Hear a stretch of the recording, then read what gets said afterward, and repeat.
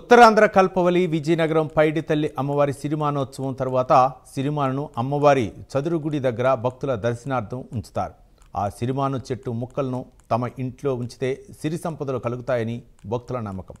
ఇక ఇదే అంశంపై మరింత సమాచారం మా ప్రతినిధి నాగేంద్ర ప్రసాద్ అందిస్తారు.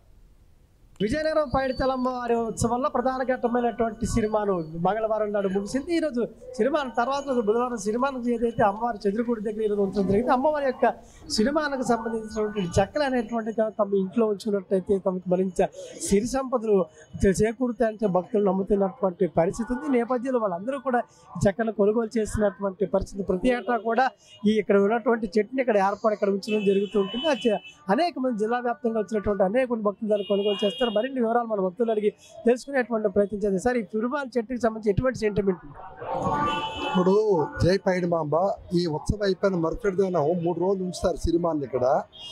ఈ మరుసటి దినం అందరూ భక్తులు వచ్చి ఈ సిరిమాన్ తాలూకు చెక్క ఇంట్లో ఉంటే సకల శుభాలను పొంది ఆయుర ఆరోగ్యాలు ఉంటాయి, సంపదలు ఉంటాయి, మంచి పంట ఉంటుందని ఒక శాస్త్రం.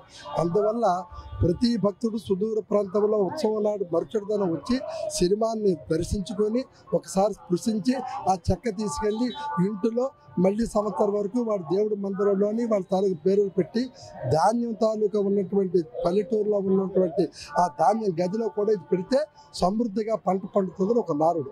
అందుకు భక్తులందరికీ ఏంటంటే సిరిమాను చెక్క సుదూర ప్రాంతం వాళ్ళైనా ఆ మరుసటి దినం పండుగ రాలేకపోతే ఒక చెక్క పంపించండి అని కొరియర్ ద్వారా కూడా ఇక్కడి నుంచి భక్తులకు పంపించేటువంటి సమయాలు ఉన్నాయి.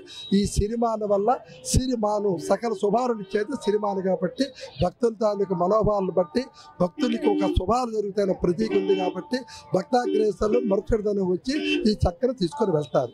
జై పైడిమాంబ. మీరు చెప్పండి, ఈ ఏడాది అసలు పండుగ ఎలా జరిగింది? మీరు కొనుగోలు చేసరికి ఏ ప్రాంతం నుంచి వచ్చారు? మీ సెంటిమెంట్ ఏంటి? మన ఉత్తరాంధ్ర కల్పవల్లి శ్రీ శ్రీ శ్రీ పైడిమాంబ విజయనగరం పూసపాటి రాజవంశీల ముద్దుల ఆడబిడ్డ చిన్నారి పైడిమాంబ. ఈ యొక్క పైడిమాంబ తల్లి చరిత్ర చాలా మహోన్నతమైనది, చాలా ప్రతిష్టమైనది. మన ఉత్తరాంధ్రకే ఈ యొక్క పైడిమాంబ పండగ అనేది ఎన్నాళ్ళ నుంచో దగ్గర దాదాపు 250 సంవత్సరాల నుంచి కూడా ఈ యొక్క పైడిమాంబ తల్లి పండగ ఏటేటా జరుపుకుంటున్నారు. అలాగే ఎక్కడెక్కడి నుంచో సుదూర ప్రాంతాల నుంచి United States of America, Singapore, Malaysia, Russia పై దేశాల నుంచి విదేశాల నుంచి కూడా ఇక్కడికి వస్తారు. అలాగే వాళ్ళతో పాటు ఎక్కడెక్కడి నుంచో సినీ పరిశ్రమలో ఉన్నటువంటి జూనియర్ ఆర్టిస్టులు అనగా మ్యూజికల్ నైట్స్ ప్రతి ఒక్కటి కూడా ఈ యొక్క 3 రోజులు కూడా 5, 6, 7 3 తేదీల్లో కూడా ఈ యొక్క పైడితల్లమ్మ మహోత్సవాల్ని చాలా గ్రాండ్గా జరుపుకుంటారు.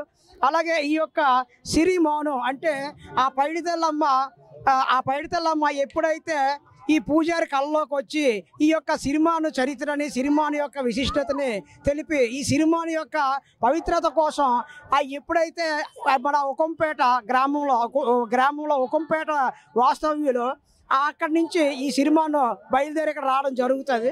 అయితే ఈ సిరిమాను చాలా పవిత్రమైనది.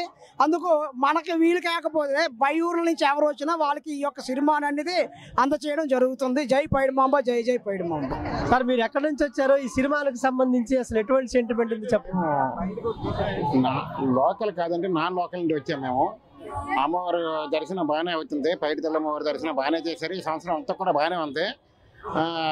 అమ్మవారి ఆశీస్సులు దీవెన వల్ల అందరూ కూడా ప్రజలందరికీ కూడా చల్లగా బాగానే ఉందంటే అదనమాట.